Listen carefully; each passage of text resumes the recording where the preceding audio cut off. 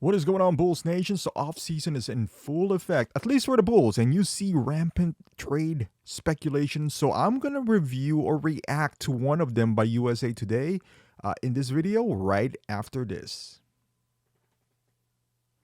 Get the lowdown on one of the most iconic basketball teams in the world. You're listening to Chicago Bulls Nation. All right, first of them is USA Today proposed these 3 trade ideas, and they're pretty good. I don't agree with some of them, but it's possible, I suppose. But let's take a look at them. The first one is Karl Anthony Towns for Zach LaVine. It kind of makes sense for Minnesota. They tried the 2 big man experiment, didn't work. They can't trade Gobert now. They can't. I mean, they traded 4 picks to acquire him. They're not going to be anywhere near acquiring that back. So what makes sense? I guess get a player back for Karl Anthony Towns. It's just weird that they would want to get Zach LaVine back after trading him for Jimmy Butler. But hey, this is Minnesota Timberwolves we're talking about. The same team who probably pulled off the worst trade ever. Also, when they traded for Jimmy Butler, he only lasted for 1 year while giving up Zach, Lauri Markkanen, Chris Dunn. Is it possible that they do that? I personally wouldn't. If I was Minnesota, I would feel like I would get more offers for Karl Anthony Towns, and the dynamic between how I just wouldn't like because I do have a dynamic point guard and a high-flying point guard at Edwards as well. If it was me, I would ask for Alex Caruso instead. Of course, the Karl Anthony Towns is not going to work, but I'll ask for him, and then the Bulls would be like, no. Because at this point, Cat, I don't know. I would trade him straight up for LaVine, but I don't know if I want to give up any more assets to acquire Cat. He's a pretty good player. We get him. We let Vooch walk or sign and trade him, which is a good deal as well. But I don't know if I like his makeup, like his mental makeup and all that stuff. I don't know. I'm a big fan of that. He's kind of like Ayton, but he's getting older as well. Cat is the player who he is now, and I don't know. I don't feel bad or good about it. It's kind of like, hey, if we keep Zach, I don't mind. I'm not gonna lose sleep because we didn't get Cat. Although he's a good player to get to acquire. But yeah. So the second one is Drew Holiday, and oh my God, Grayson Allen. They can keep Grayson Allen, right? Or we can get him and cut him the following year. The good thing about this is you get a point guard, something that the Bulls are severely lacking. Also, he has a player option next year. The bad part is he's 34 years old. Now, if we're talking about DeMar DeRozan trading for him, that's a better deal in my opinion, because you got to be able to keep him and Zach at the same time. But if you do get him, how much more years do you have with Drew Holiday though? So you're building your foundation with 2 30 plus year old guys, with maybe Patrick Williams at the power forward. Is that really sustainable within a course of a season? Because those guys are going to get injured. They're old. And now you have no building block. I like it in a defensive perspective, in a defensive mindset. Drew Holiday is one of the most respected guys out there.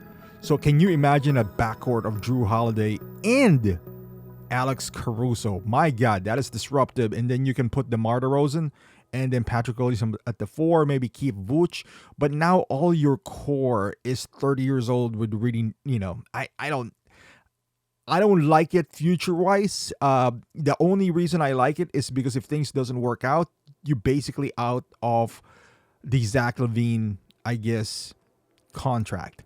However, if Zach LaVine works out great for Milwaukee Bucks, you are looking at Zach and Giannis combo in the East that you would see, I don't know, 3-4 times a year. That's something that I don't want to see. Especially if you're a Bulls fan and you're like, hey, man, we traded Zach for a 34-year-old. Yeah, I don't know. As much as I love Drew Holiday's game, and I do, I love Drew Holiday's game. I like his makeup, I like his intensity and all that stuff. It's such a big risk that Zach is gonna torch us that I'm willing to forego. And I again, I love Drew Holiday, but if I was the Bulls, this is the least likely trade that I would pull off. And the next one they proposed is the Zach to the Hawks for DeJounte Murray and John Collins. This sounds good as well. I like this, but I highly doubt the Hawks would trade DeJounte for after trading 3 first-rounders. I think it's more likely that they trade Trae Young. However, let's entertain this hypothetical trade. This is good as well because you get your point guard. You get a fresh start with John Collins. I think he just doesn't get along with Trae Young. That's the issue. I think he has a lot of upside. He could be a good player. You know, he stopped hitting his threes. That is the biggest problem with Collins. But if he goes to the Bulls, you know, fresh start, maybe. I don't know what you're going to do with Patrick Williams at that point.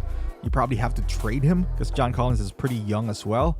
But you have a young core of Collins and Murray. And, you know, you got a veteran presence in DeMar. At this point, you can re-sign Vooch. And then you put Alex Caruso in the backcourt. You two pretty good defender at the backcourt. So you can put Vooch there again. Because that's the biggest problem with Vooch.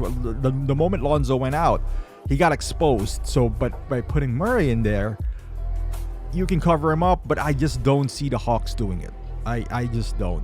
Plus, you got to put Trae Young. You're going to put him back in the point guard position. Then you're going to put Zach in the shooting guard position.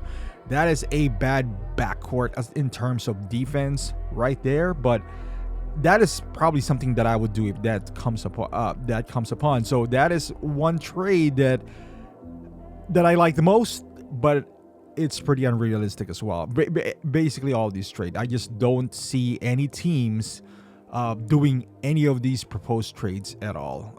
If anything, maybe Milwaukee, you know, if they want to think about the future. But I would assume they would want to keep their championship core. And if they want to trade anyone, that would be Chris Middleton. But I don't want any part of Chris Middleton at all. Nor to boost up Milwaukee even better, because we're gonna have to face those guys eventually.